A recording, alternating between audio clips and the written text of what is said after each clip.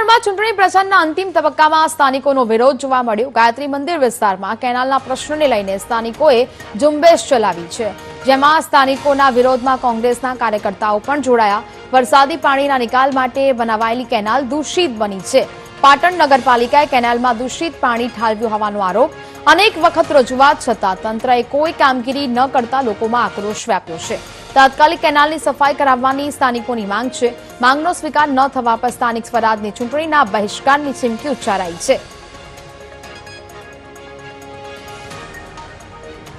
જે પાટણનું આનંદ સરોવર છે, જ્યારે ઓવરફ્લો થાય અને સોસાયટીઓમાં પાણી ઘૂસી ના જાય એટલા માટે આ કેનાલની વ્યવસ્થા થયેલી છે।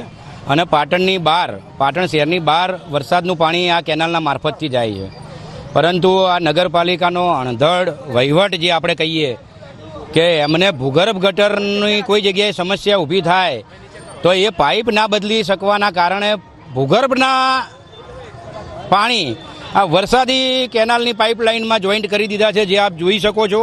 આવું ક્યારેય ના થઈ શકે, કારણ કે લોકોના આરોગ્ય સાથે જ્યારે ચેડા થાય ત્યારે પ્રશાસનનું પણ આ ગુનાહિત કૃત્ય છે।